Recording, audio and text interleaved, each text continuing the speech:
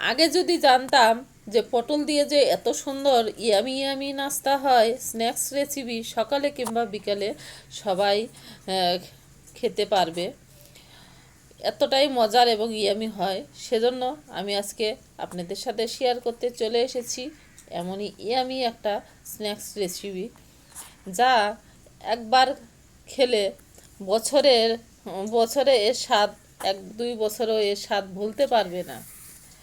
আমি সেজন্য নিয়েছি, এখানে কাঁচা পাকা দুটোই নিতে পারবেন। আমার এখানে পটলগুলো পেকে গিয়েছে, সমস্যা নাই, আমি পাকা পটল দিয়েই আমি বানাবো এতটা সুন্দর স্ন্যাক্স একটা রেসিপি। তো অবশ্যই আমার ভিডিওটা সম্পূর্ণ দেখতে হবে। আমি অনেকগুলো উপকরণ কিভাবে কোথায় দিব, খুবই সামান্য উপকরণ, কিন্তু খেতে কিন্তু অসম্ভব মজাদার হবে, মসমসে, এর স্বাদ ভোলার নয়। সবগুলো বোটা আমি এভাবে ছুরির সাহায্যে আমি কেটে নিব। স্টেপ বাই স্টেপ আমি সব কিছু ধাপে ধাপে দেখিয়ে দিব, আপনারা দেখতে থাকুন। আমি এই ছুরির সাহায্যে আমি এভাবে প্রথমে কেটে নিলাম। এভাবে ছোট, যে যেরকম ছোট ছোট করে কাটতে সুবিধা বোধ করো, চাকু অথবা বটির সাহায্যে বা দার সাহায্যে, যে যেভাবেই কাটুন না কেন, আমার এভাবে সুবিধা হচ্ছে, আমি এভাবেই করছি।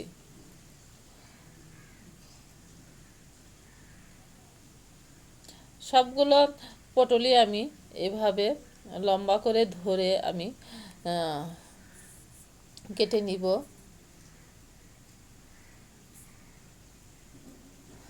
আর মাঝখানকার বিচিগুলো আমি ফেলে দিব।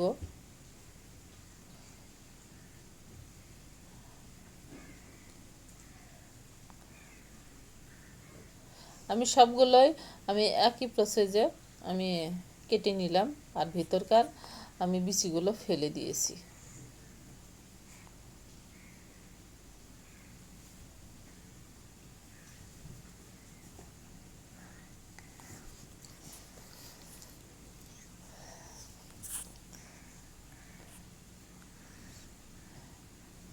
এখন আর একটা একটু আমার বড় ছিল, এখানে আমি মিস্টেক হয়ে গেছে, এখানে আবার একটা দাগ টেনে নিয়ে এরকম কুচি করে নিব। আমার হয়ে গেছে। এখন একটা বাটিতে করে আমি নিলাম, এখন আমি পানি দিব। পানি নিয়েছি, এখন পানির ভিতরে আর একটা উপকরণ অ্যাড করব, এটা লবণ দিব, 1/2 চা চামচের মতো লবণ দিয়ে জাস্ট আমি বেশিক্ষণ ভিজে রাখবো না, একদম লেতানো হয়ে যাবে, একটার সাথে একটা লেগে যাবে, জাস্ট পটলের কষটা যাতে চলে যায়, এরকম আমি ঘষে ঘষে ভিতরে লবণ পানিটা দিব। আমি এভাবে সবগুলোর ভিতর থেকে পটলের যে বিচির অংশগুলো থাকে সবগুলো আমি একদম ক্লিন করে নিয়েছি, 4-5 বার ধুয়ে। এখন আমি কিছু উপকরণ অ্যাড করব।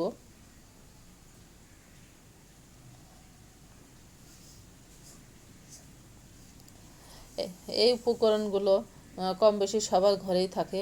এখানে নিয়েছি লাল মরিচের গুঁড়া, একটু রসুন বাটা, আর চাউলের গুঁড়া নিয়েছি 2 চা চামচ, আর 1 চা চামচ নিয়েছি কর্নফ্লাওয়ার, একটু নিয়েছি জিরার গুঁড়া, লাল মরিচের গুঁড়া, সুন্দর।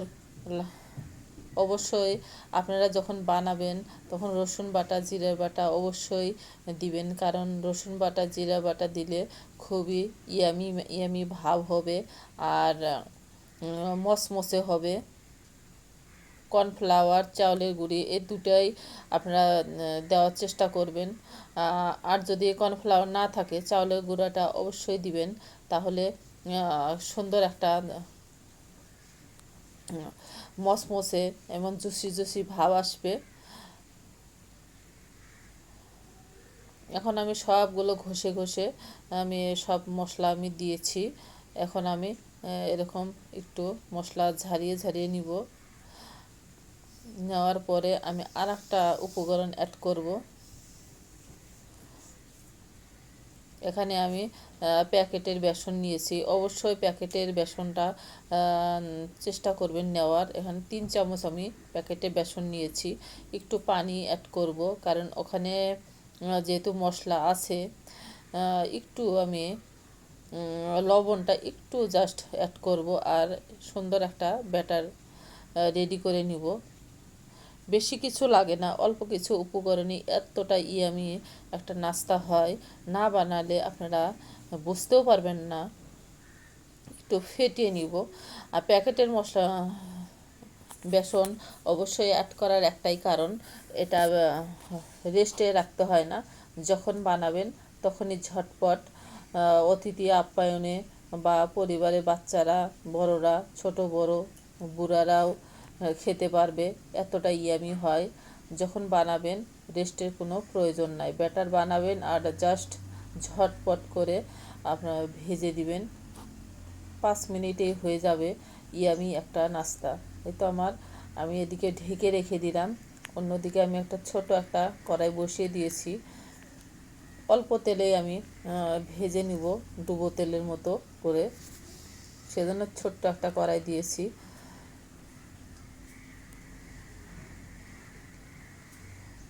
যখন তেলটা যখন একটু মিডিয়াম হিট হয়ে আসবে,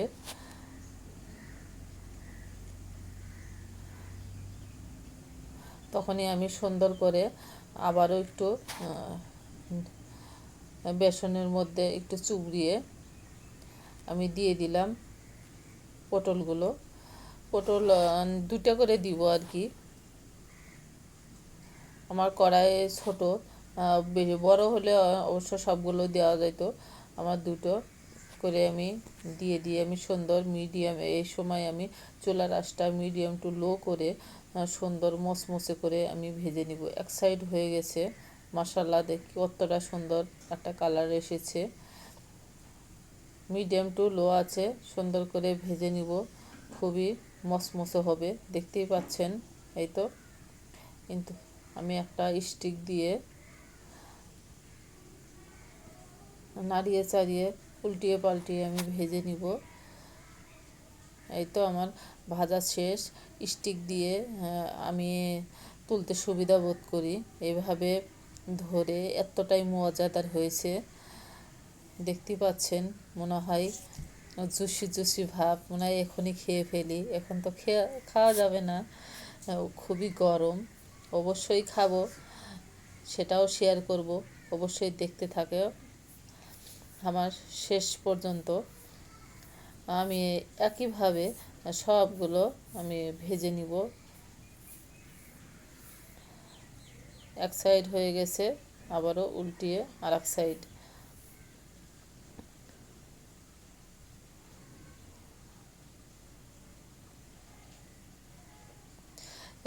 এ পর্যন্ত যে যারা আমার ভিডিওটা দেখছো, সবাইকে জানাই অসংখ্য ধন্যবাদ।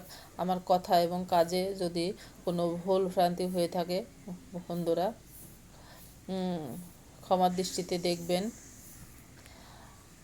আমার পটলের এই স্ন্যাক্স বা নাস্তা রেসিপিটা কেমন হয়েছে অবশ্যই বলবেন। একবার হলেও অন্তত ট্রাই করে দেখবেন, এতটাই ইয়ামি এবং মজাদার হয়। আমি তো খাওয়া শুরু করে দিয়েছি।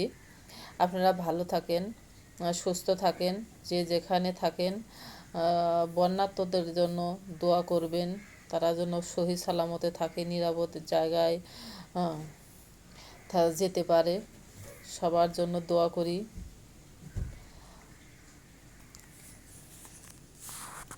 আজকের জন্য আমি বিদায় নিব। আপনারা ভালো থাকেন, সুস্থ থাকেন, নিরাপদে থাকেন। আল্লাহ হাফেজ।